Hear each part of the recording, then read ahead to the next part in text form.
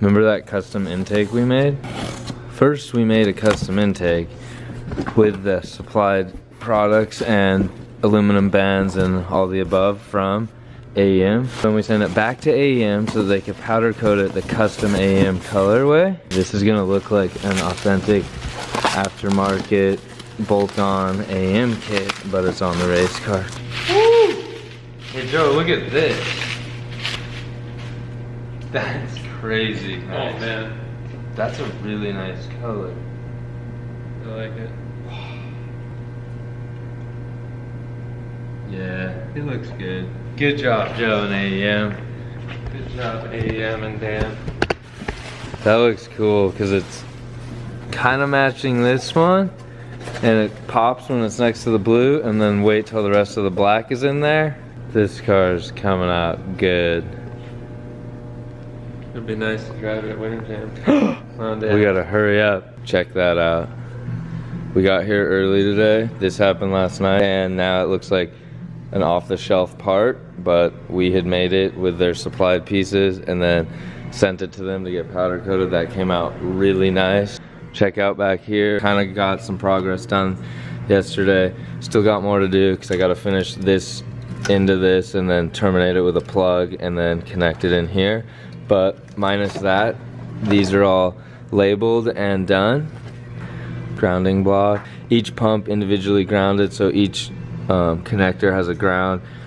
Might be a little overkill. I could have ran a bigger thing and like tied all the grounds in over there, but I kind of got excited with this, so we're gonna leave it like that. It's looking pretty clean. We still got to do taillight stuff where it comes back here to right here for taillight harness on both sides, and then the back of the car is technically done when I finish this and the taillights. Mark and me got here at 7:30 on Saturday, really early, but look at what he did. He had brought the engine harness we were working on not too long ago, last weekend. He brought up to his shop and we had it like cut to length, and then he just had to put the connectors on. So he did it and labeled it all proper. We're putting way more effort, I guess you should say, into the engine harness because it sustains way more heat and people look at it more. And once you build that, that's like much harder to build. You don't really want to like change it or add to it. So the back of the car stuff I just showed you, I mean, we care about it, but not as much effort went into it. Look at how nice this is. And we used these Y blocks. These are kind of expensive, so we didn't use those in the back. This looks good, Mark. Good job. Wow, this is crazy. And then we're gonna use, this is cardboard template. It'll probably change the shape a little bit and double check how many relays, but we're gonna use this fuse block and these relays, and then we're gonna start building all this so that we can connect the back half of the chassis harness would come in and like go to the certain relays. We'd have power source coming off the kill switch block, come over to here to give this, light this up with power, you know. Then this will have our fuses in it, and we can designate what goes to what and label it. So this will help keep everything organized. Then we're gonna have a grounding block up front. Probably won't be right next to this, be somewhere kind of on the top of the trans tunnel, I would think. We're running out of time, guys. Okay, I'll talk to you soon. Doing lots of riveting. Measured some stuff out, so this will sit here. 4 relays down here, 8 relays up here. I haven't decided where I'm gonna drill holes to mount it in the car. These are the 12-volt power, like battery power to the relays, and I need to do 12-volt switch power, which will come from here. I'm gonna use this section here to do 12-volt switch, and then we need to do a couple other things like the grounds and bring the signals in. Back at it. Got everything tightened down, lined up perfect. It's cool when stuff happens like that. I'm gonna keep doing this for a while, but we can make this really like symmetrical, how it connects, and it'll look really cool, and then do little zip ties on there. You'll see. It's kind of fun to do this stuff.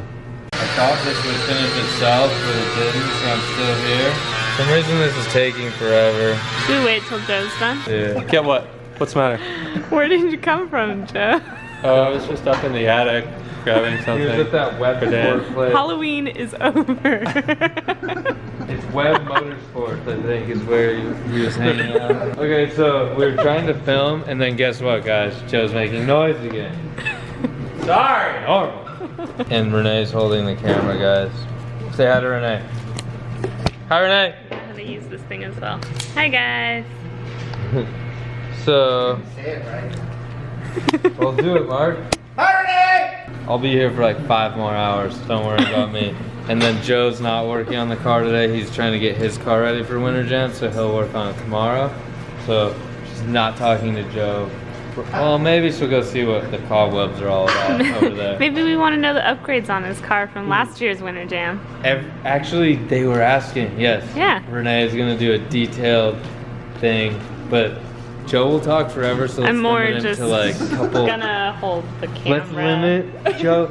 Joe, just limit yourself to like 3 minute to 5 minute, because this could go for 45. Joe likes to talk. Okay, see you guys. Okay, Mark, what do you have going on here? Wires. Wires. Lots of wires.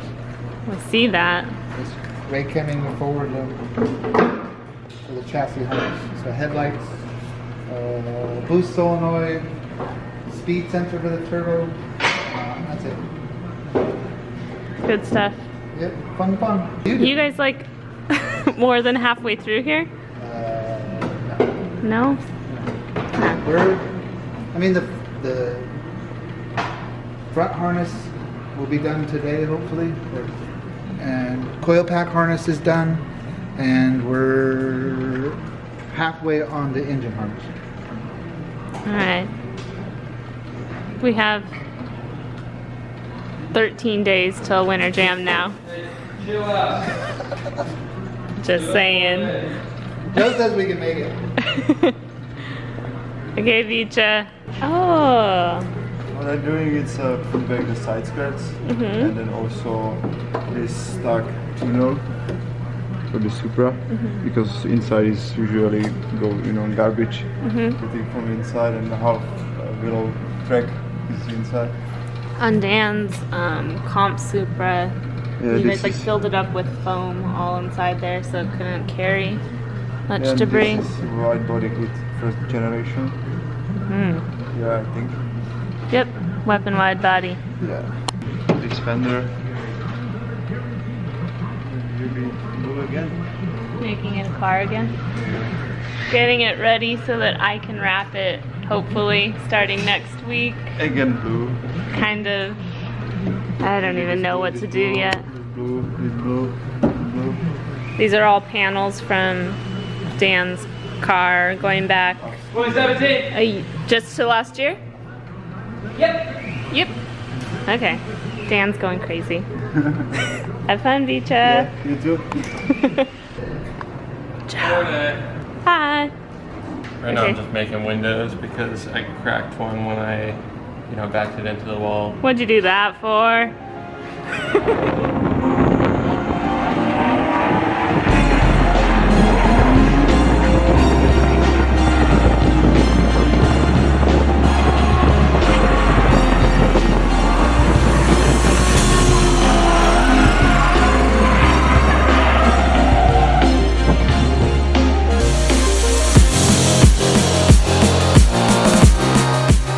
What I've been working on is this whole tube rear end structure because this side of the car got pushed that way, which then ruined everything. So it bent my frame rails really badly, but no, you can't grind. Shut up! I'm filming. Totally normal. All right. Anyway. Okay, wait, our battery's dying. Smurf just Trouble, like, right splooged here. on the car. Hi, Chan. What happened? Okay, Joe, we're back. Whoa. Cool. So. Yeah, so all I did was cut off the frame rails and kind of build a structure to hold everything that goes back here. So this is to kind of hold the lower lip of the little piece that goes from taillight to taillight. And then there's a couple little armatures that are actually sitting over there that hold the fenders and the whole kind of rear clip area. And then a bash bar. There's actually 2 bash bars on my car. and the battery tray, and I'll be having an overflow tank, and eventually I'll be using a surge tank to run E85. But for right now, it'll get me by. It's a lot That's better cool. than having a crushed up car. Makes such a difference with paint. I know, it's crazy. Now that it's not just rusting in the elements. Ugh. Okay, so Winter Jam last year. Was that the first time you ran the car? Yeah, so Winter Jam last year, I had just gotten my standalone ECU and gotten the car and started street tuning it, and I found out that my cooling system wasn't going to cut it. So right before Winter Jam, I was kind of doing the same thing, like working late every night, working on this car, trying to get this rear mount radiator set up to work properly. And on the very last night before Winter Jam, I finished everything up, and like without any testing at all, just went like 8 hours north to Winter Jam, and it worked out for the entire day until my power steering pump went out at the last 10 minutes of the day. Did well. So the car's come a long way just since last year, huh? Yeah, it has for sure. Good job. Thanks, Renee. See you later. See you later. Saturday today. These guys are up to something all the time. If they didn't have to eat and sleep, they would never stop working pretty much. Huh, Mark? Yep. Super. See you later. Bye.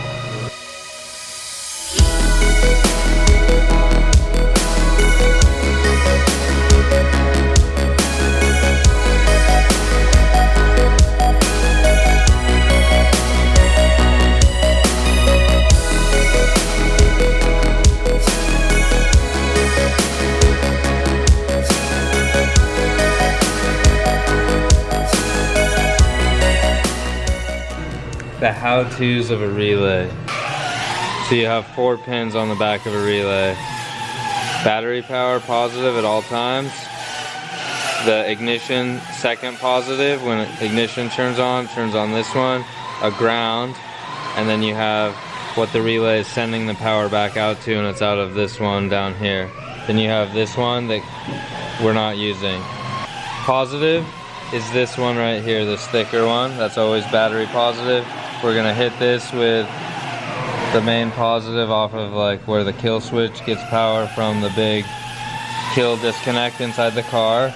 Then we're gonna, this other little red wire is the switched power. This will be my ignition relay.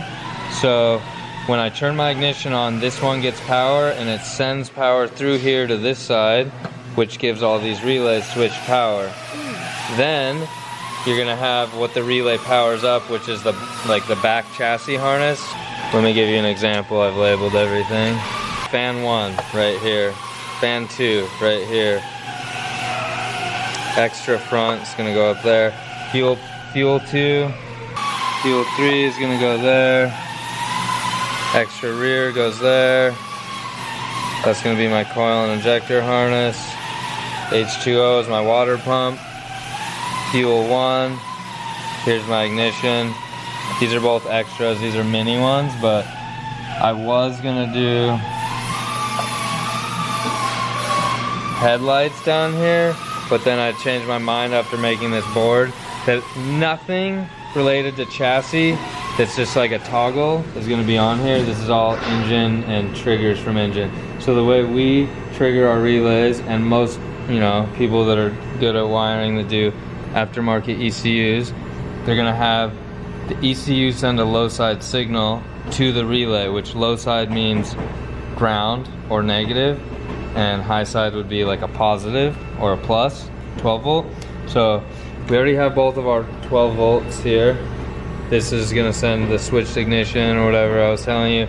Then I'll later, like 5 hours from now when I probably sooner than that, but I'll have black wires going out this way, which I'll label, same as these, so that over here we see which ground input it'll be, and it'll be on a Deutsch connector, probably 2 6-way plugs, because we have 12 things happening here. Some of them will say extra, extra, extra, but the main ones will all be where the ECU signal grounds them out, and then we have our fuses here.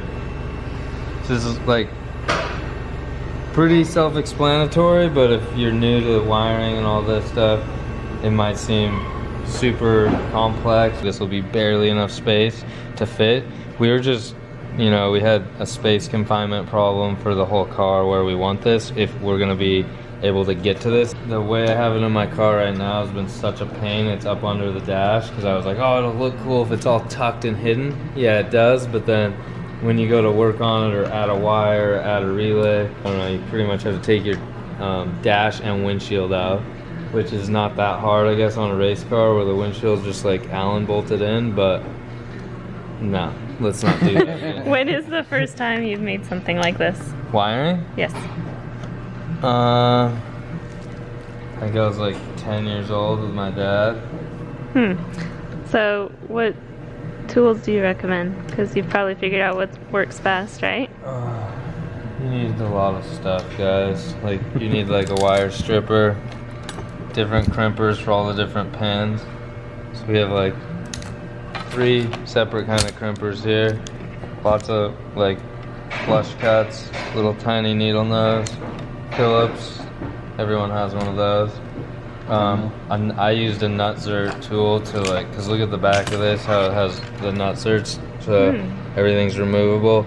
You need a nutsert tool, or you could just through bolt it, which I don't like through bolting anything, but you can through bolt stuff.